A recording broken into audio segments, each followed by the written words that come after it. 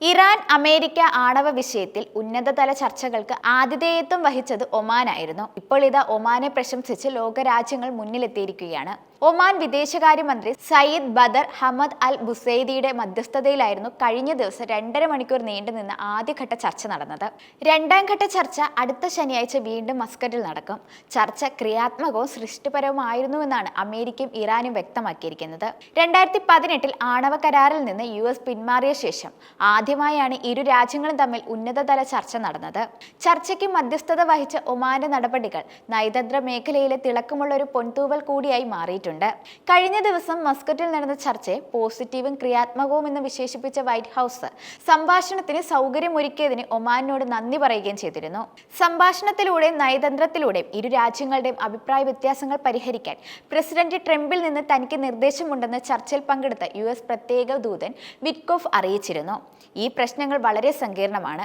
പരസ്പര പ്രയോജനകരമായ ഫലം കൈവരിക്കുന്നതിനുള്ള ഒരു മുന്നേറ്റമായിരുന്നു ചർച്ചയെന്നും അധികൃതർ അറിയിച്ചിട്ടുണ്ട്. മസ്കറ്റിൽ ചർച്ചകൾ നടത്തിയതിനും തന്റെ രാജ്യത്തിനും അമേരിക്കയ്ക്കും ഇടയിൽ മധ്യസ്ഥത വഹിക്കാൻ നടത്തിയ ശ്രമങ്ങൾക്ക് ഇറാൻ വിദേശകാര്യമന്ത്രി സുൽത്താനേറ്റിനോടും നന്ദി അറിയിച്ചിട്ടുണ്ട്. പരസ്പര ബഹുമാനത്തിന്റെ അന്തരീക്ഷത്തിൽ US പ്രത്യേക ദൂതൻ സ്റ്റീവ് വിറ്റ്കോഫുമായുള്ള ചർച്ചകൾ ക്രിയാത്മകവും പ്രതീക്ഷ നൽകുന്നതുമായിരുന്നുവെന്ന് അദ്ദേഹം അഭിപ്രായപ്പെടുകയുണ്ടായി. ഡോക്ടർ സിയാദ് അബ്ബാസ് അറാച്ചിയും സ്റ്റീവ് വിറ്റ്കോഫും തമ്മിൽ ചർച്ചയ്ക്ക് ആതിഥ്യം നൽകിയതിന് അഭിമാനമുണ്ടെന്ന് ഒമാൻ വിദേശകാര്യമന്ത്രി സയ്യിദ് ബദർ ഹമദ് അൽ ബസൈദി കഴിഞ്ഞ ദിവസം അറിയിച്ചിരുന്നു.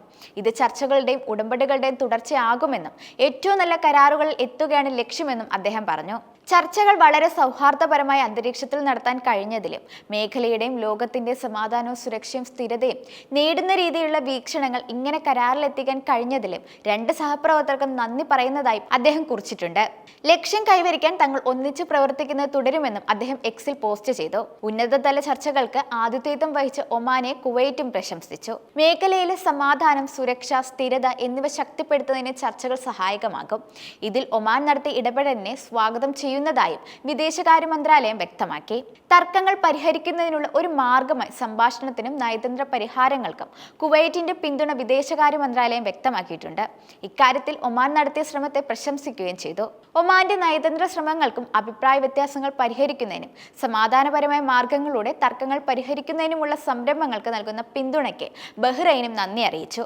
കൂടാതെ അമേരിക്കയും ഇറാനും തമ്മിലുള്ള ചർച്ചകൾ ഉൾപ്പെടെ മേഖലയിലെ സംഭവ വികാസങ്ങൾ ഒമാൻ വിദേശകാര്യ മന്ത്രിയും ഖത്തർ പ്രധാനമന്ത്രി ടെലിഫോണിലൂടെ ചർച്ച ചെയ്യുകയും ചെയ്തു. സംവാദ മാർഗങ്ങൾ ശക്തിപ്പെടുത്തുന്നതിൽ സുൽത്താനേറ്റ് വഹിച്ച നല്ല പങ്കിനെ ഖത്തർ പ്രധാനമന്ത്രി പ്രശംസിച്ചു. സംഭാഷണത്തിലൂടെ സംഘർഷങ്ങൾ പരിഹരിക്കുന്നതിനും പ്രാദേശികവും അന്തർദേശീയവുമായ സുരക്ഷയും സമാധാനവും വർദ്ധിപ്പിക്കുന്നതിനും ലക്ഷ്യമിട്ടിട്ടുള്ള ഒമാന്റെ നയതന്ത്ര ശ്രമങ്ങൾക്ക് പിന്തുണ അറിയിക്കുകയാണെന്ന് ജോർദാനും വ്യക്തമാക്കിയിരുന്നു. മേഖലയിൽ സുരക്ഷയും സ്ഥിരതയും കൈവരിക്കുന്നതിൽ ഒമാന്റെ പങ്കിനെ പ്രശംസിക്കുകയാണെന്നും വ്യക്തമാക്കി.